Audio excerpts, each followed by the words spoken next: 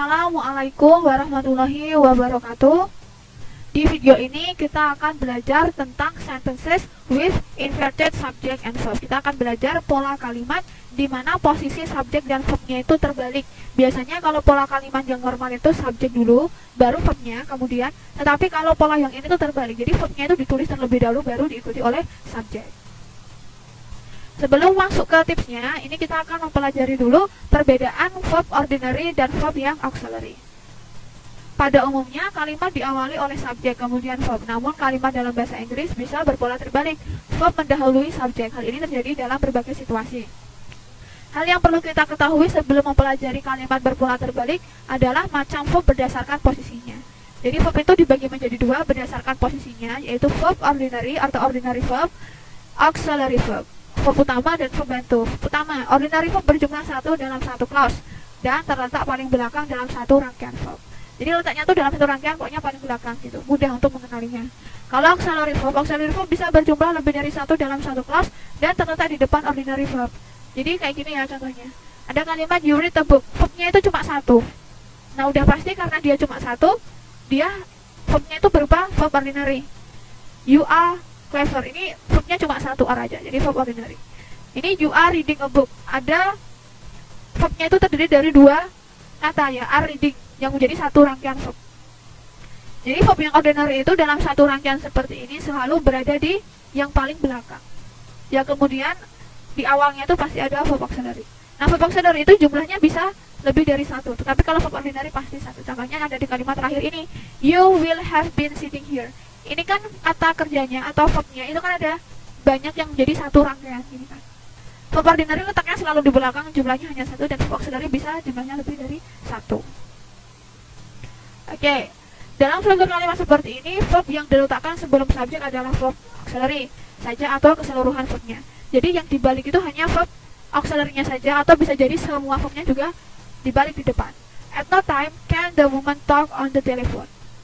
Nah di sini ini kan subjeknya the woman talk ordinary. Kalau pola biasanya kan the woman can talk, tetapi di sini dibalik menjadi can the woman talk. Yang dibalik hanya verb yang auxiliary-nya saja. Ordinary-nya tetap berada di posisi yang semula. They are the keys that I thought I lost. Kalau pola normalnya kan biasanya the key are there. Kuncinya di sana gitu. Tapi kalau ini dibalik. Jadi verbnya dulu baru subjeknya. On the grass sat an enormous frog. Kalau pola normalnya an enormous frog sat on the grass gitu kan. Tapi ini dibalik. Kata kerjanya di depan, kemudian verbnya, kemudian subjeknya berada di belakangnya. Begitu. Dan ini kalimatnya berpola benar, tidak salah walaupun terbalik. Oke, tips ke-15. Gunakan pola terbalik dengan question word. Jadi salah satu situasi di mana kalimat dengan pola terbalik ini bisa kita temui itu adalah pada kalimat yang kalimatannya. Question word memiliki dua fungsi, yaitu mengawali kalimatannya atau menghubungkan dua clause berfungsi sebagai conjunction. Contoh question word adalah who, what, when, where, why, how, dan sebagainya. Jadi hati-hati ya, jadi question word itu fungsinya bisa dua, mengawali kalimatannya atau menghubungkan dua clause berfungsi sebagai conjunction. Kalau dia berfungsinya sebagai menghubungkan dua clause, itu dia posisinya polanya normal. Kalau dia mengawali kalimatannya, difungsikan untuk mengawali kalimatannya, baru dia pola yang terbalik. Ketika question word di mengawali kalimatannya, subjek dan verb berpola terbalik. Ini ya. Ketika question word berfungsi sebagai conjunction, subjek dan verb berpola normal. Nah, ini adalah question word yang difungsikan sebagai pengawal kalimatannya. What are they?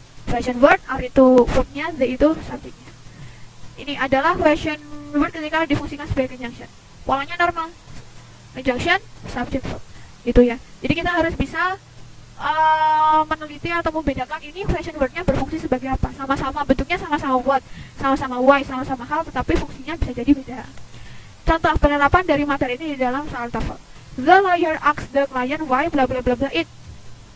Nah di sini kan ada kalimatnya diakhiri oleh titik. Berarti ini bukan kalimat tanya dong. Berarti di sini why-nya difungsikan sebagai conjunction. Jadi polanya normal. Why, subject, verb. Kita cari pilihan jawaban yang terdiri dari subjek dan verb, dan pilihan jawabannya benar adalah yang C. He did. The lawyer asks the client why he did it. Exercise ke-15. Kalimat pertama. The phone company is not certain when will the new directories be ready. Ini merupakan contoh kalimat yang salah ya, karena begini.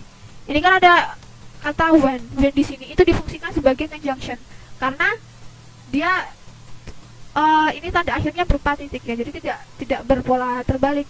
Jadi seharusnya ini when the new directories will be ready. Will-nya itu dipindah ke sini, tidak dibalik polanya normal. Ini kalimat yang salah. Kemudian the professor does not understand why so many students did poorly on the exam. Ini berakhir dengan titik. Jadi why-nya berfungsi sebagai conjunction ya, bukan pengawal kalimatnya. Conjunction, so many students subject did poorly on the exam. Nah, ini merupakan contoh kalimat yang sudah benar. Kemudian tips ke-16, gunakan pola terbalik dengan adverb of place.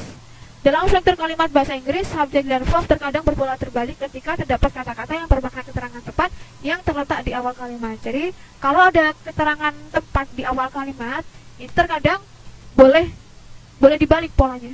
Contohnya seperti ini. Here is the book that you lent. Ini adalah buku yang kamu pinjamkan kepadaku. Here ini kan dia kata keterangan tepat, letaknya di awal kalimat, maka polanya boleh terbalik. Is the book. Is itu verb, kemudian the book itu adalah subjek. Nowhere have I seen such beautiful weather. Nowhere itu adverb, keterangan tempat, kemudian have itu verb, yaitu verb auxiliary ya. I itu subjek, seen itu adalah verb ordinary. Jadi yang dibalik adalah verb yang ordinary saja, yang auxiliary saja. Ordinary-nya tetap ada di tempat semula. Contoh, on the second level of the parking lot, bla bla bla. Nah, di sini kan on the second level of parking lot itu adalah kata keterangan tempat. Berarti kalimatnya polanya boleh dibalik dong. Jadi ini kita mencari pilihan jawaban yang verb dulu baru subjek. Gitu. Mana pilihan jawaban yang verb dulu baru subjek? Adalah yang D. Are some empty stalls. On the second level of the parking lot are some empty stalls. Exercise ke-16, 05 nomor 1. In front of the house were some giant trees. In front of the house itu adalah adverb of place, kata keterangan tempat. Were itu verb, some giant trees itu subjek. Jadi ini merupakan contoh kalimat yang sudah benar. There a big house is on the corner. There itu kata keterangan tempat dan letakkan di depan. Jadi seharusnya ya berpola terbalik dong. Tapi ini berpola masih normal. Jadi isnya itu harus dibalik di depan sini. There is a big house on the corner. Begitu. Tips ke-17, gunakan pola terbalik dengan kata-kata negatif. Dalam struktur kalimat bahasa Inggris, subjek dan verb terkadang berpola terbalik ketika terdapat kata-kata tertentu yang bermakna negatif yang terletak di awal kalimat. Jadi, kalau teman-teman menemukan ada kata-kata ini kata-kata yang maknanya itu negatif ya. No, barely not, dan teman-temannya itu di awal kalimat, berarti pola kalimatnya itu terbalik. Verbnya harus dibalik. Contohnya di sini, never has Mr. Jones taken a vacation. Never, kalimat negatif ya, kata negatif, kemudian has itu verb, auxiliary, Mr. John subject, taken verb yang ordinary. Kalau kalimat ini berpola normal, berarti nevernya jangan diletakkan di depan. Jadi bisa jadi polanya seperti ini. Mr. Jones has never taken a vacation. Begitu kalau pola yang normal, dan ini adalah pola yang terbalik. Contoh penerapan tips ini di dalam soal TOEFL. Only in extremely dangerous situation, bla bla bla, stop. Nah, only itu kan dia termasuk anggota dari negative expression kan. Maka di sini polanya terbalik. Only in extremely dangerous situation ada verb, ada subjek. Karena di sini stop itu juga verb. Oh, berarti di sini verbnya adalah verb yang auxiliary. Kita pilih pilihan jawaban yang ada verb auxiliary kemudian diikuti oleh subjek. Dan jawaban yang benar adalah yang D. Will the printing press be stopped? Only in extremely dangerous situation will the printing press will be stopped. Gitu. Exercise ke-17. Never the boy wrote to his sister. Oke, di sini ada kata never, kata yang bermakna negatif. Tapi di sini polanya masih normal. Never the boy wrote to his sister. Jadi ini bisa dibalik ya, jadi wrote-nya bisa di depan sini gitu. Never wrote the boy to his sister. Ini merupakan contoh kalimat yang salah karena belum dibalik. On no occasion did they say that to me. Ini contoh kalimat yang sudah benar karena sudah terbalik ya. Ada kata no yang bermakna negatif, did itu verb auxiliary, they itu subject, say itu verb ordinary. Sudah benar. Tips ke-18, gunakan pola terbalik dalam kalimat bersyarat. Dalam struktur kalimat bersyarat, jika conjunctionnya dihilangkan dan terdapat verb auxiliary had, should, atau were, kalimat harus berpola terbalik. Jadi syarat membalikkan kalimat bersyarat itu harus ada kata-kata ini, had, should, atau were di dalam kalimatnya. Contohnya seperti ini, if he had taken more time, the results would have been better. Ketika if-nya itu dihilangkan, maka otomatis had-nya harus dipindah ke depan. Had he taken more time, the results would have been better. Begitu ya. I would have you if I were in a position to help. Ketika if-nya dihilangkan, were-nya dipindah ke depan. Menjadi I would have you were I in a position to help. Kemudian if I should arrive before 6, just give a call. Ketika if-nya itu dihilangkan, diringkas, should-nya dipindah ke depan. Should you arrive before 6, just give me a call. Begitu ya. Jadi ketika ada kalimat bersyarat yang di dalam kalimatnya itu ada kata had, should, sama were, dan dia itu diringkas, if-nya dihilangkan, berarti dia had, were, sama should-nya itu harus dipindah ke depan. Contoh penerapan materi ini dalam soal TOEFL seperti berikut ini. The report would have been accepted, bla bla bla, in checking its accuracy. Nah, di sini kan ada dua klausa ya. Klausa yang pertama ini, klausa yang kedua ini, tetapi belum lengkap. Nah, kita harus mencari conjunction. Pilihan jawaban yang ada conjunction, ada subjek, ada verbnya. Tetapi kan di sini tidak ada yang selengkap itu. Jadi kemungkinan ini polanya yang sudah diringkas. Jadi conjunctionnya dihilangkan. Terus verbnya itu dipindah ke depan, verb auxiliary-nya. Cari pilihan penjawaban yang ada verb auxiliary-nya di depan. Oh, C sama D. Tetapi di sini kalau yang C itu had taken more care, tidak ada subjeknya. Oh, berarti C salah, yang benar adalah D. The report would have been accepted had more care been taken in checking its accuracy. Itu adalah pola yang diringkas. Kalau misalnya kalimat ini tidak diringkas, menjadi seperti ini. The report would have been accepted if more care had been taken in checking its accuracy. Exercise ke-18. Were our neighbors a bit more friendly, it will be somewhat easier to get to know them. Nah, di sini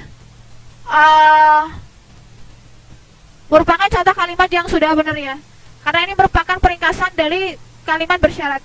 Kalau ini tidak diringkas, menjadi if our neighbors were a bit more friendly, begitu. Ini sudah benar.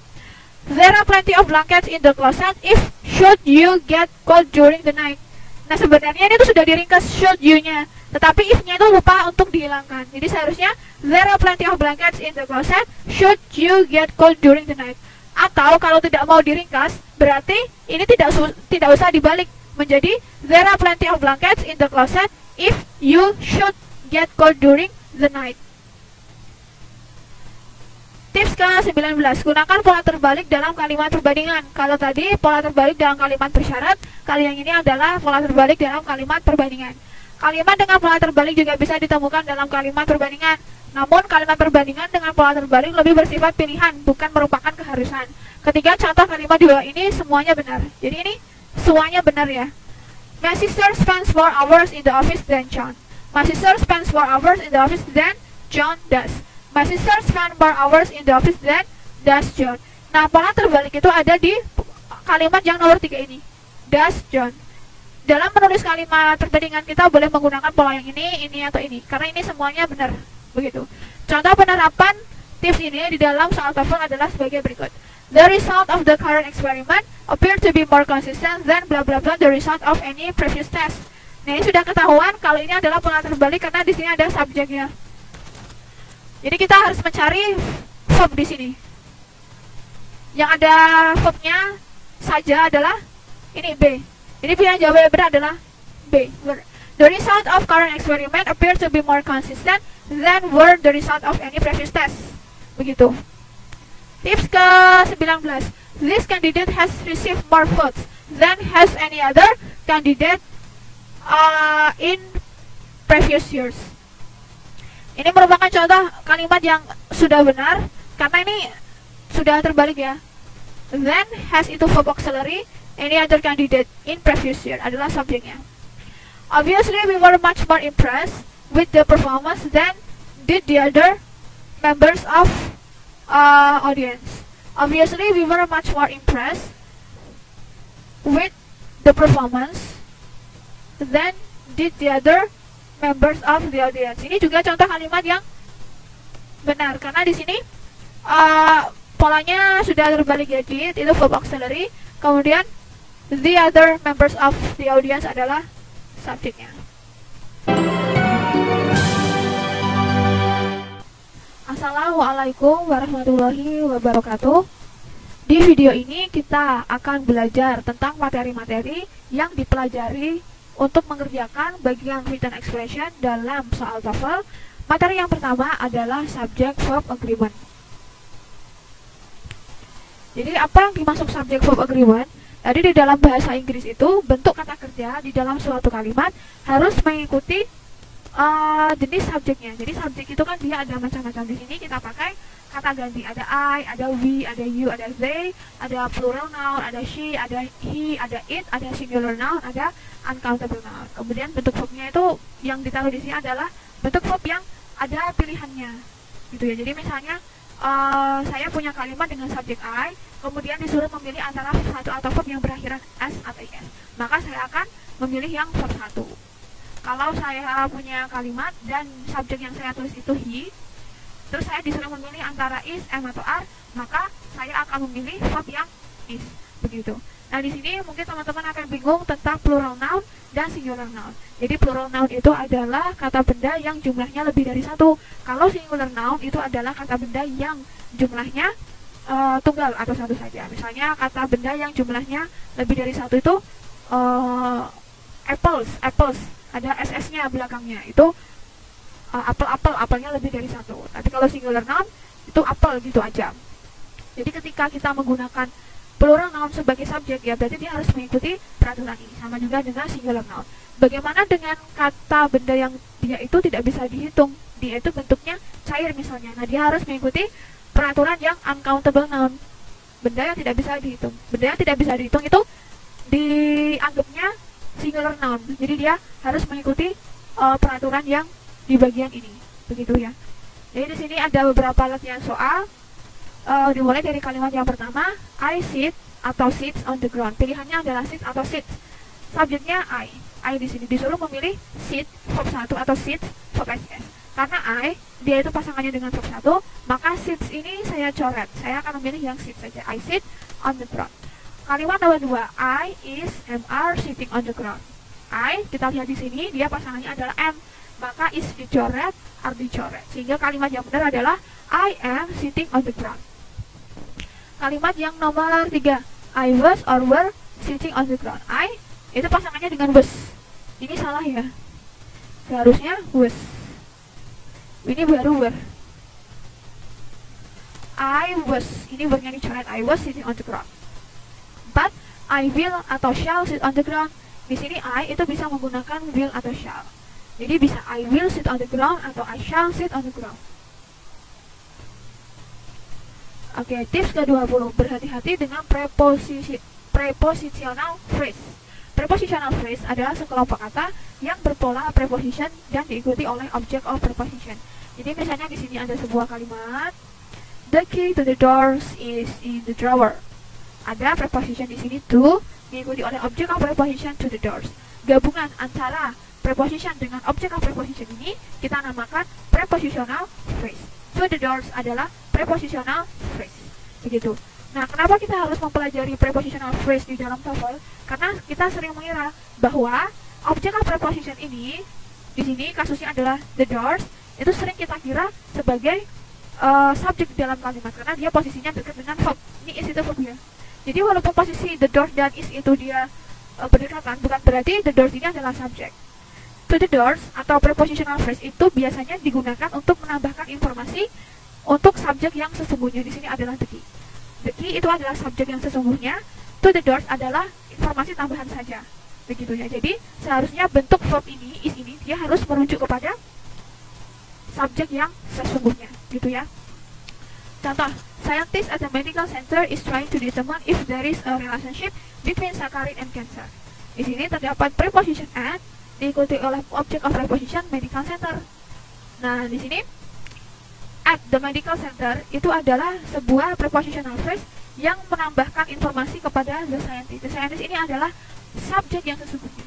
Jadi seharusnya is trying ini, verb ini dia harus bentuknya merujuk kepada subjek yang sesungguhnya ini.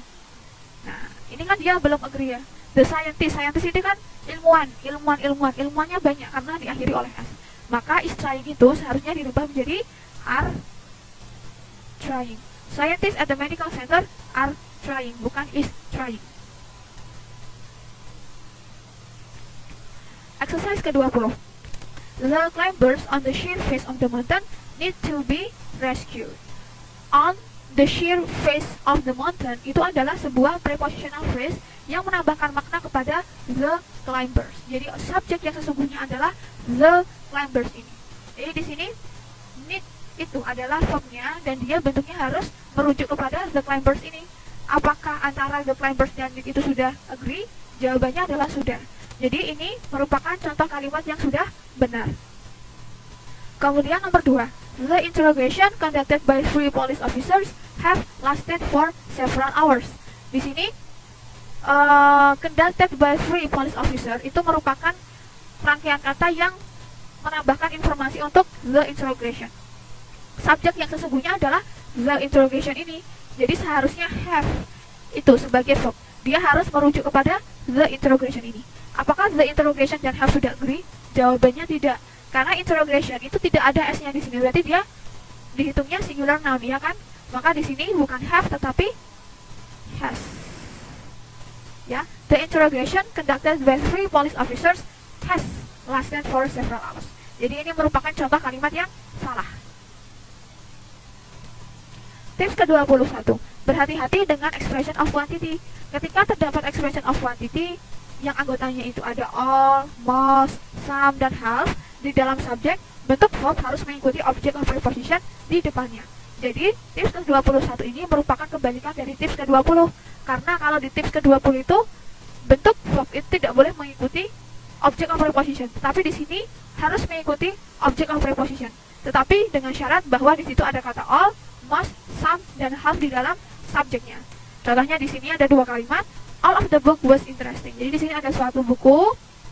Dari chapter 1 sampai chapter terakhir, semua bagian dari buku ini tuh menarik. Gitu ya. Jadi di sini ada verb was. Jadi was ini dia bentuknya harus merujuk kepada object of preposition ini karena di dalam subjeknya terdapat kata all. Gitu ya. All of the books were interesting.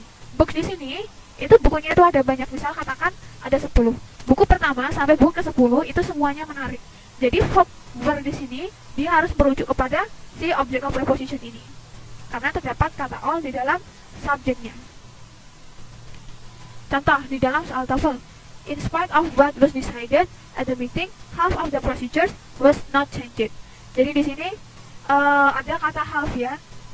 Nah, menurut tips yang ke-21 kalau ada expression of quantity, berarti bentuk kata kerjanya dia harus mengikuti object of preposition di depannya. Ini ya, jadi was ini harus merujuk kepada the procedures. Apakah the procedures dan was itu sudah agree? Kan belum. Ini seharusnya bukan was tetapi were. Jadi ini jawabannya D. Exercise ke-21. The witnesses saw the most of the fire in the hills was extinguished. Most of the fire in the hills. Jadi sebagian besar api di bukit-bukit itu. Api kan dia uncountable noun. Dan dia was ini dia harus merujuk kepada si fire ini. Apakah sudah agree? Jawabannya sudah. Jadi di sini merupakan contoh kalimat yang sudah benar. Some of the animals from the zoo was released into the animal preserve. Some of the animals, beberapa binatang. Berarti binatangnya itu kan lebih dari satu pastinya. Di sini kata kerjanya adalah was. Apakah was sudah merujuk kepada animals? Sudah agree? Sudah cocok? Jawabannya adalah belum. Karena seharusnya kalau kita menggunakan plural noun untuk subjek, maka pasangannya bukan was tetapi were. Some of the animals from the zoo were released. Jadi di sini merupakan contoh kalimat yang salah. Tips ke-22, berhati-hatilah dengan kalimat yang berpola terbalik atau inverted subject and verb. Kalimat dalam bahasa Inggris bisa berpola terbalik dalam situasi tertentu. Itu misalnya dalam situasi kalimat tanya, kalimat dengan negative expression, atau adverb of place di awal kalimat, kalimat bersyarat, dan kalimat perbandingan.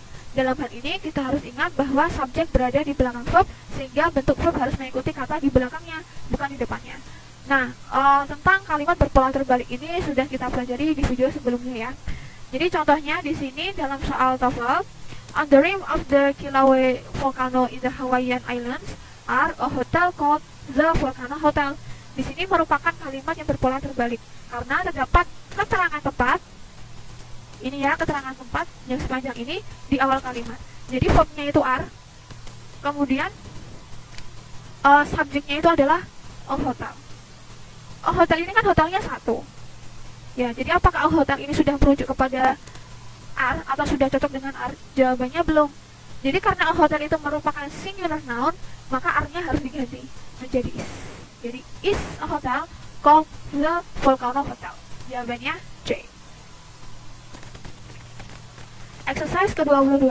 Only once this morning were the letters delivered by the campus mail service.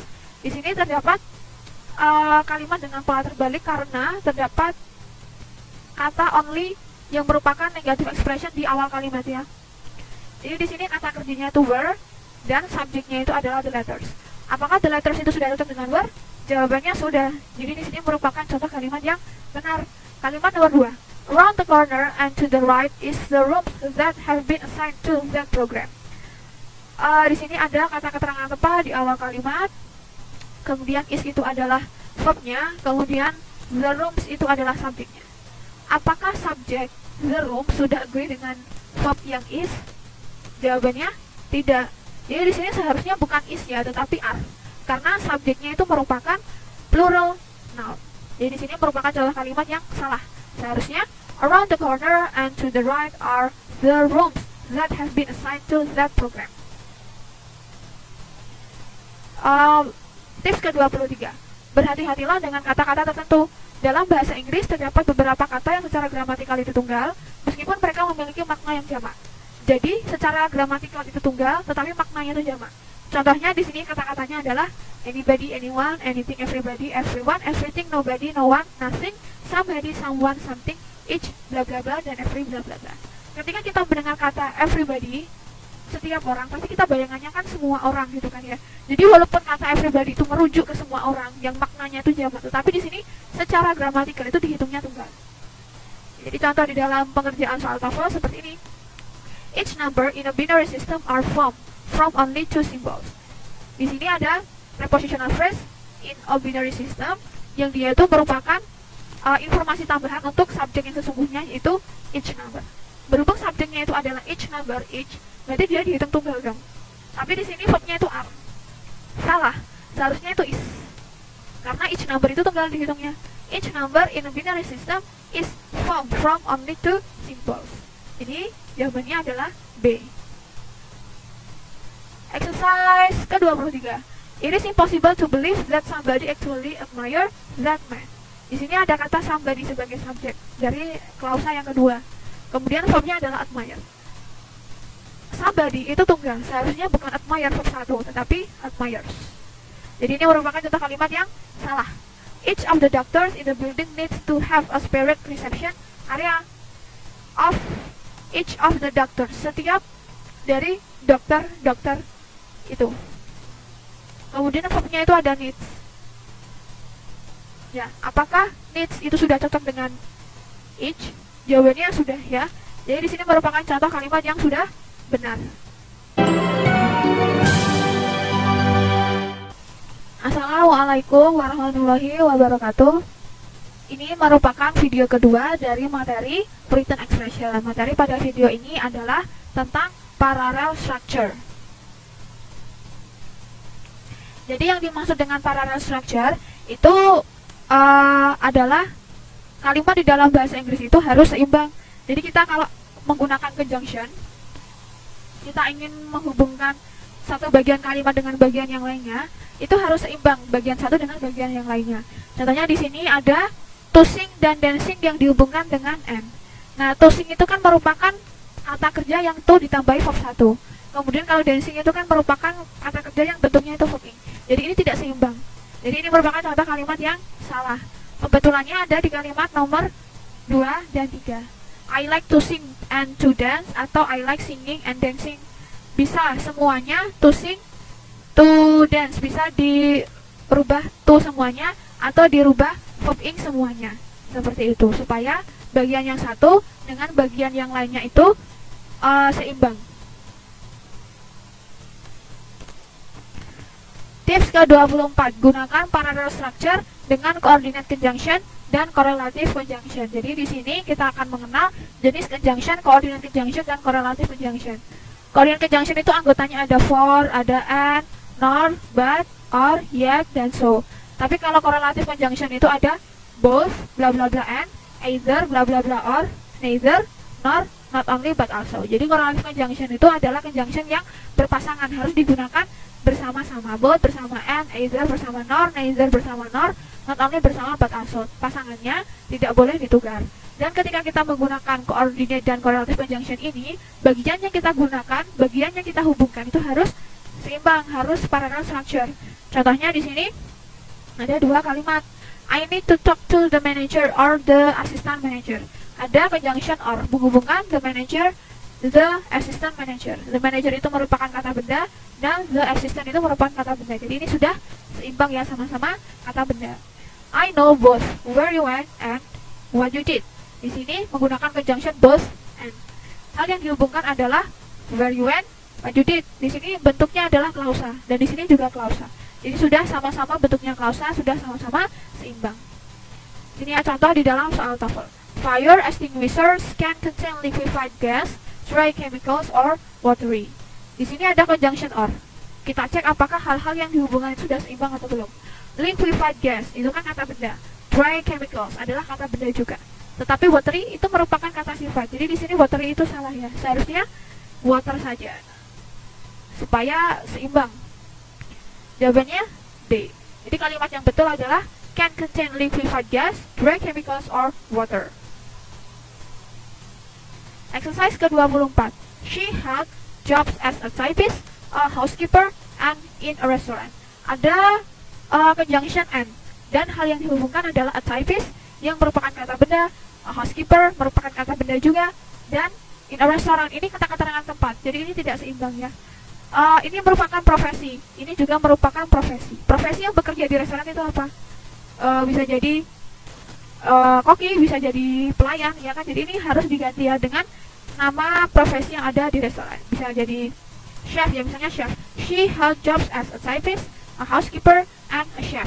Gitu bisa. Jadi ini merupakan contoh kalimat yang salah karena tidak seimbang. She would like neither to see a movie or to go bowling. Nah di sini kalimatnya salah juga karena neither itu harus digunakan bersama nor, bukan or ya. Ini nor seharusnya. Neither nor. Jadi ini merupakan contoh kalimat yang salah. Oke, tips ke-25. Gunakan parallel structure dalam kalimat perbandingan. Ketika membuat kalimat perbandingan, kita menunjukkan persamaan atau perbedaan antara dua hal. Dan persamaan atau perbedaan itu haruslah dalam struktur yang sama.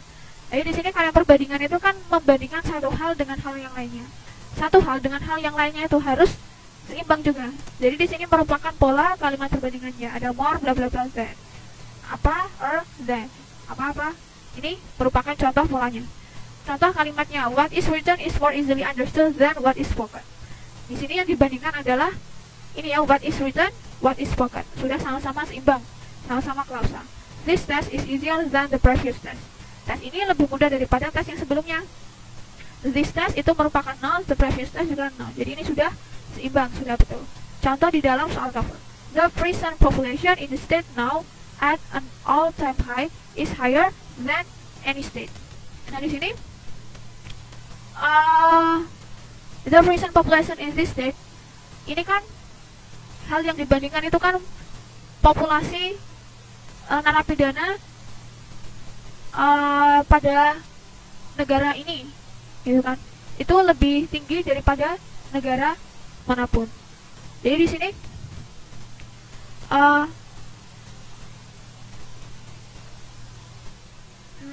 ini kan yang dibandingkan antara the present population in this state sama any state gitu kan. Nah ini kan jelas-jelas tidak seimbang karena ini langsung any state. Seharusnya the present population in any state, bukan any state saja supaya seimbang. Jadi ini D ya jawabannya. Kemudian exercise ke-25. His research for the thesis was more useful than hers. His research for the thesis is more useful than hers. Di sini yang dibandingkan adalah his research for the thesis. Oke, jadi di sini yang dibandingkan his research for the thesis sama hers. Nah, di sini kan sudah seimbang karena sama-sama menyatakan kepemilikan. Gitu. Jadi contoh kalimat yang sudah betul. Kalau yang nomor 2, dining in a restaurant is more fun than to eat at home. Ini jelas-jelas tidak seimbang. Dining in a restaurant, to eat at home. Dining, to eat. From ing, to pembuat. Kan salah. Seharusnya di sini to dine atau eating saja ya. To-nya dihilangkan menjadi eating. Eating than eating at home.